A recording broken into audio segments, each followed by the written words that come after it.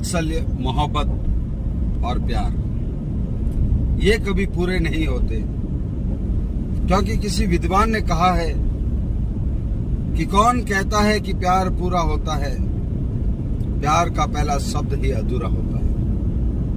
हमारी आज की कहानी इसी अधूरे प्यार की गवाही देते हुए शुरू होती है। इस कहानी के पात्र है राजकुमार महेंद्र और राजकुमारी मूमल। राजकुमार महेंद्र अमरकोट के राजकुमार थे, जो कि वर्तमान में पाकिस्तान में स्थित है, और राजकुमारी मूमल जैसलमेर के पास लोदरवा राज्य की राजकुमारी थी। एक समय की बात है जब राजकुमार महेंद्र और उसके जीजा हमीर जडेजा शिकार के सिलसिले में जंगलों की तरफ विचरण कर रहे थे। करते करते रास्ता भटक गए, सांझ भी हो गई, अंधेरा हो गया, सर्दियों की रात थी। तो उन्होंने सोचा कि अब रात्रि में हम कहाँ जाएंगे, क्या खाएंगे। तो आसपास देखा तो वो अपने राज्य से बहुत दूर जैसलमेर के पास पहुंच चुके थे। उसी जैसलमेर के पास गांव था लोदरवा, जिसकी राजकुमारी मूमल, उसका महल काक नदी के किनारे पर स्थित था। तो उन्होंने देखा कि पास ही महल में टिमटिमाती रोशनी नजर आ रही है, तो क्यों न रात्रि विश्राम वही किया जाए। तो राजकुमार महेंद्र और उसके जीजा हमीर जडेजा दोनों उस महल की ओर गए, और जाते ही सैनिक से कहा कि हम अमरकोट के राजकुमार हैं, शिकार करते वक्त रास्ता भटक गए हैं, रात्रि विश्राम और भोजन की व्यवस्था के लिए हम यहाँ आए हैं। तो उस सैनिक ने कहा कि हे राजकुमार, ये राजकुमारी मूमल का महल है, आपको यहाँ ठहरने से पहले उनसे स्वीकृति लेनी अति आवश्यक है। तो उन्होंने कहा अवश्य आप स्वीकृति लो। तो सैनिक ने राजकुमारी से स्वीकृति ली, और उसके पश्चात रात्रि विश्राम के लिए उन दोनों राजकुमारों को वहां रोका। और जैसे ही अगले दिन दोनों राजकुमार अपने राज्य के लिए प्रस्थान कर रहे थे, तो सैनिक ने कहा कि जाने से पहले आप राजकुमारी मूमल से अवश्य भेंट करिएगा। तो राजकुमार महेंद्र राजकुमारी मूमल से मिलने के लिए उसके कक्ष की ओर निकल पड़ा। बड़ा ही विचित्र महल, बड़ा ही विचित्र कक्ष। जैसे ही उस कक्ष की तरफ जा रहे थे, रास्ते में खुखार जंगली जानवरों के पुतले लगे हुए थे, जो देखने में हूबहू असली लग रहे थे। तो राजकुमार महेंद्र ने अपनी तलवार निकाली और देखा कि बीच में एक शेर खड़ा है। तो एक ही झटके में उस शेर के दो टुकड़े कर दिए। तब उसको भी पता चला कि ये हकीकत का शेर नहीं, अपितु एक मोम का पुतला है। थोड़ा आगे गया, अजगर, रीछ, भालू, ऐसे न जाने कितने मोम के पुतले बने हुए थे। और आखिरकार राजकुमारी मूमल के कक्ष तक पहुंच ही गया। अब मैं आपको बताने जा रहा हूं कि राजकुमार महेंद्र दिल का डाकी, लंबा चौड़ा, गोरा छिट्टा, घुंघराले बाल, हट्टा कट्टा, बलिष्ठ राजकुमार था। जैसे ही वह राजकुमारी मूमल के कक्ष के द्वार पर पहुंचा, तो राजकुमारी मूमल ने देखा, और देखते ही उन दोनों को प्रेम हो गया। पहली नजर में ही पहला प्यार हो गया। देखते ही देखते दोनों में दीदार हो गया। दोनों एक दूसरे को टकटकी लगाकर देख रहे थे। न जाने कब घंटे बीत गए, पता ही नहीं चला। आखिरकार राजकुमारी मूमल ने कहा कि हे राजकुमार, मैं आपसे प्रेम करती हूँ। और मैं आपसे विवाह करना चाहती हूँ। तभी राजकुमार महेंद्र ने कहा कि राजकुमारी मुझे क्षमा कीजिए, मैं पहले से ही शादीशुदा हूँ, बल्कि 6 रानियों का पति हूँ। यह बात सुनकर के राजकुमारी मूमल बहुत ही उदास और निराश हो गई, लेकिन फिर भी प्रेम पास में ऐसी फंस चुकी थी तो उसने राजकुमार महेंद्र से कहा कि चलो कोई बात नहीं, आप विवाह तो नहीं कर सकते किंतु मेरे से प्रेम तो रख ही सकते हैं। तो राजकुमार महेंद्र ने प्रेम प्रस्ताव स्वीकार किया और फिर जाने के लिए स्वीकृति मांगी। तो जैसे ही राजकुमार महेंद्र अपने राज्य की ओर जा रहे थे तो राजकुमारी मूमल ने कहा कि हे क्षत्रिय राजकुमार, जाने से पहले आप मुझे एक वचन दीजिए। आप प्रतिदिन मुझसे मिलने के लिए लोदरवा राज्य के इस महल में आएंगे। तो राजकुमार महेंद्र ने कहा कि इतना दूर कैसे संभव है? अमरकोट कहाँ और लोदरवा कहाँ, जैसलमेर कहाँ, और वो भी प्रतिदिन। तो फिर राजकुमारी मूमल ने कहा कि लोग प्यार के लिए क्या कुछ नहीं कर सकते, आपको ये करना ही पड़ेगा। तो बातों ही बातों में राजकुमार महेंद्र ने वचन दे दिया। और राजस्थान के सूरवीर और क्षत्रियों का ये पहचान है कि एक बार यदि वचन दे दिया जाता है तो मरते दम तक उसको निभाना पड़ता है। तो फिर इस वचन को मानते हुए राजकुमार अपने राज्य की ओर लौटा और जाते ही सबसे पहले वहां के एक देवासी बंधु के पास गया और कहा कि मुझे कोई ऐसा ऊंट दो जो बहुत तेज दौड़ता हो और दिनों दिन मुझे अमरकोट से जैसलमेर तक पहुंचा दे। तो उस देवासी बंधु ने कहा कि हे राजकुमार, मेरे पास एक ऐसा तेज दौड़ने वाला ऊंट है जिसका नाम है शीतल। वो आपको एक ही दिन में अमरकोट से जैसलमेर और जैसलमेर से अमरकोट ले जा सकता है और ला सकता है। और उसकी एक और विचित्र बात यह है कि एक बार अगर उसने रास्ता देख लिया तो फिर आप उसके ऊपर सो जाओ, फिर भी आपको अपने मंजिल तक पहुंचा ही देगा। राजकुमार बहुत खुश हुआ और इस शीतल ऊंट को लेकर के अपने महल में पहुंचा और अपने राज्य कार्य करने लगा। और जैसे ही शाम के 7 बजे वो निकल पड़ा जैसलमेर की ओर और वहां पर राजकुमारी मूमल से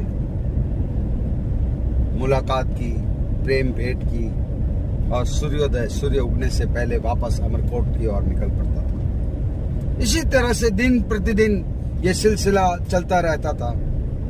और उधर राजकुमार महेंद्र की माता बहुत ही चिंतित होने लगी कि पता नहीं शिकार जाने के बाद ही मेरे पुत्र को क्या हुआ कि उसका मन न तो राजकार्य में लग रहा है न कोई सामाजिक जीवन में।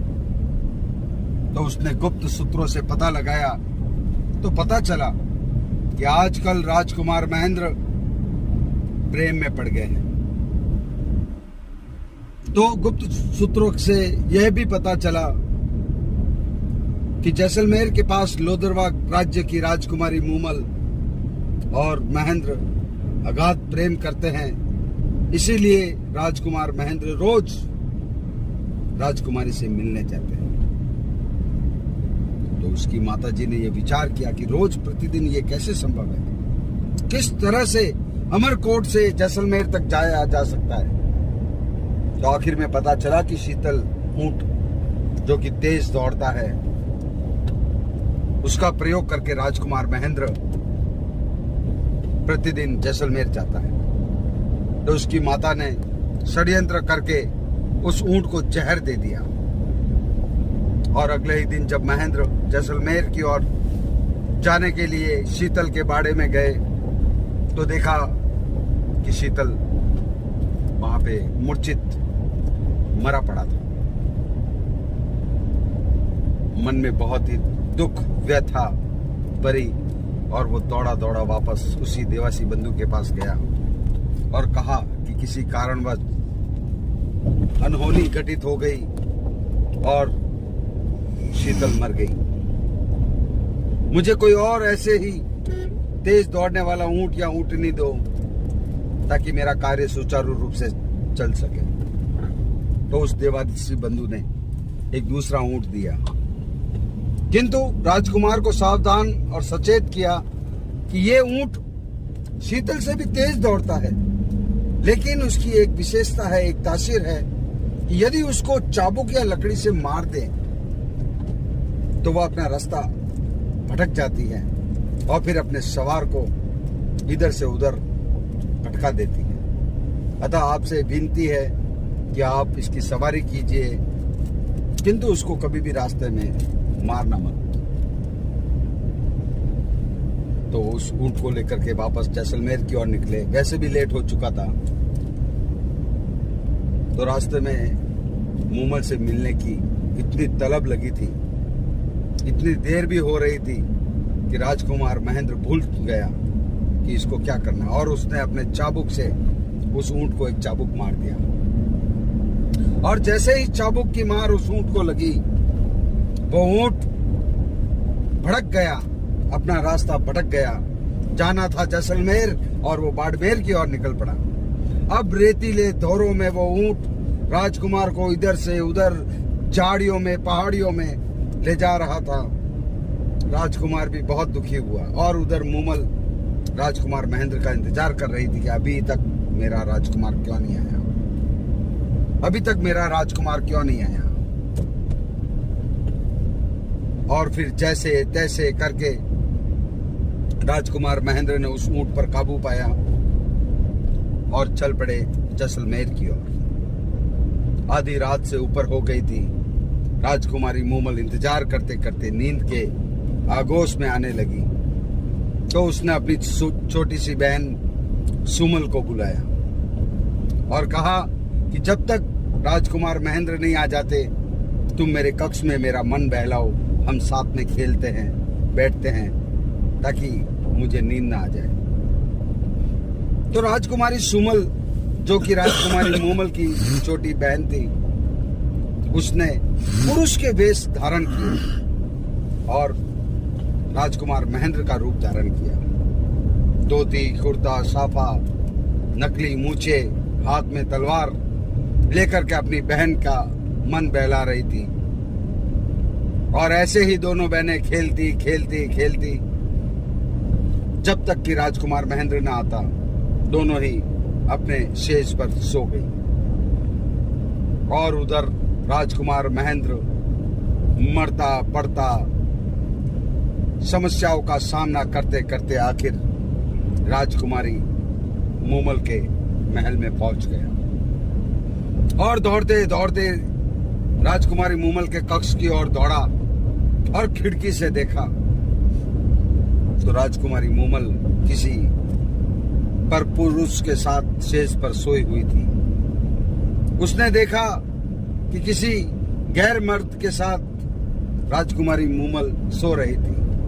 ये नजारा देखते ही उसका दिल टूट गया, आंखों से आंसू निकलने लगे और मन में धोखेबाजी की भावना, उसके गलतफहमी दिमाग के अंदर चढ़ गई।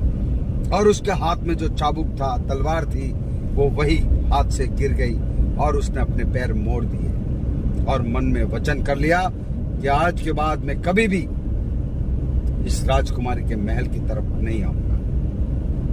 और वो निकल पड़ा।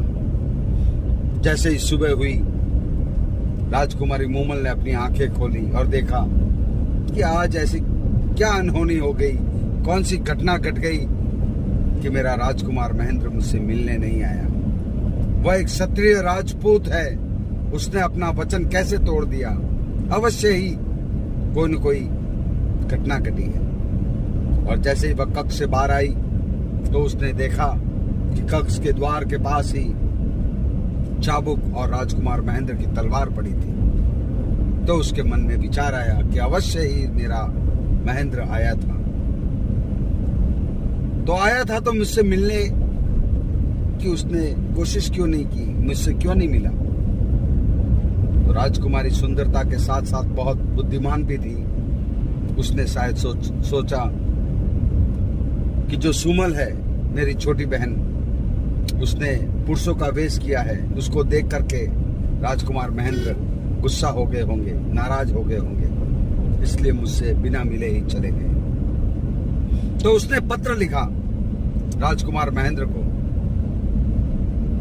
कि मेरे प्रिय महेंद्र, आप आए थे, अवश्य ही आपने मेरे साथ किसी पुरुष को देखा होगा, किंतु वो पुरुष नहीं बल्कि मेरी छोटी बहन सुमल थी, जो मेरा मन बहलाने के लिए पुरुषों का वेश करके मेरे साथ खेल रही थी और अंत में हम दोनों साथ ही सो गए। लेकिन ये पत्र जैसे ही अमरकोट के राज भवन में पहुंचा तो राजकुमारी मूमल का पत्र महेंद्र के पास पहुंच नहीं पाया, क्योंकि महेंद्र की माता ने पहले से ही यह षड्यंत्र बिछा दिया था कि यदि जैसलमेर से कोई भी पत्र संदेश आता है तो पहले मेरे पास आए, मेरे पास लाया जाए।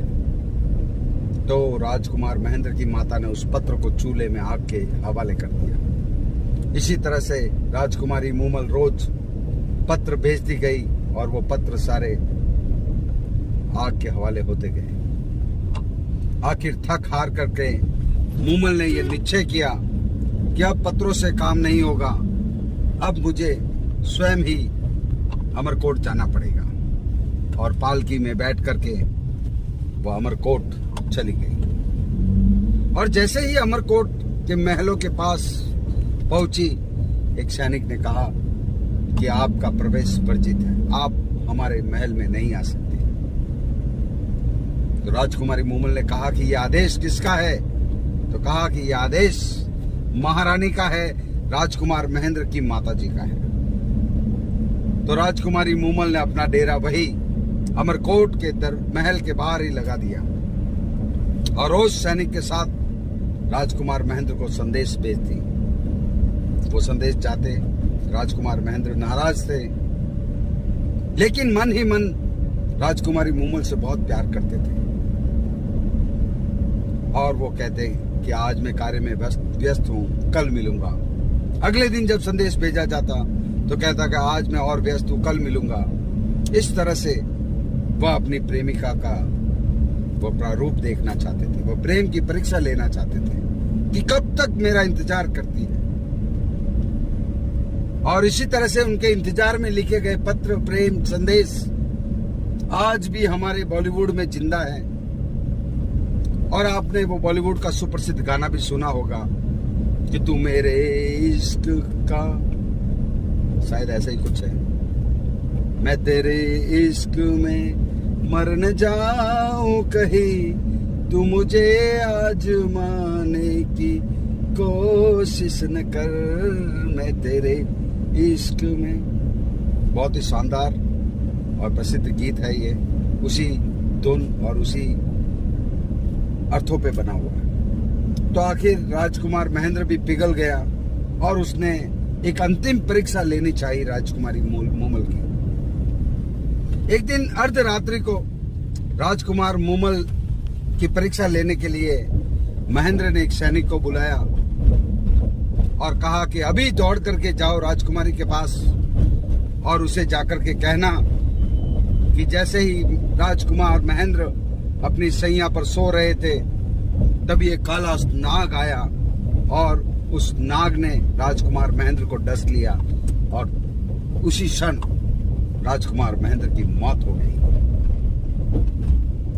और ये बात और ये संदेश लेकर के सैनिक जैसे ही राजकुमारी के पास पहुंचा तो महेंद्र भी महलों की दीवारों से ये पूरा नजारा देखने लगा कि मेरी ऐसी खबर सुन करके राजकुमारी मूमल पर क्या स्थिति होती है, क्या दुख का असर होता है, कितना प्रेम तड़प जाता है, ये मैं अपनी आंखों से देखना चाहता हूं। और उधर वो सैनिक राजकुमारी के पास गया और उधर राजकुमार महेंद्र महलों की दीवारों से देख रहे थे। जैसे ही सैनिक ने कहा कि हे राजकुमारी, अनर्थ हो गया, बहुत बड़ी अनहोनी हो गई, राजकुमार महेंद्र को एक काले नाग ने डस लिया और उसी क्षण उनकी मौत हो गई। और ये खबर सुनते ही राजकुमारी मूमल ने अपने प्राण त्याग दिए। मूर्छित हो गई, गिर गई और वो भी मर गई। और जैसे ही राजकुमार ने ये सारी घटना देखी, दौड़ता कूदता फांगता महलों की दीवारों से सीधा महलों के द्वार तक आया और आते ही राजकुमारी मूमल को अपने गले लगाया। लेकिन अब तक बहुत देर हो चुकी थी, राजकुमारी मूमल मर चुकी थी। इस बात की घटना और इस बात का सदमा महेंद्र को बहुत लगा और वो भी अमरकोट की गलियों में पागलों की तरह मूमल मूमल पुकारता पुकारता आखिर एक दिन वो भी मर गया। तो साथियों, यह है हमारे राजस्थान के प्रेम की एक अधूरी दुखद कहानी। ऐसी ही कहानियां सुनने के लिए हमारे चैनल से बने रहिए, जुड़े रहिए। हमारे चैनल को सब्सक्राइब कीजिए, लाइक कीजिए, शेयर कीजिए। धन्यवाद।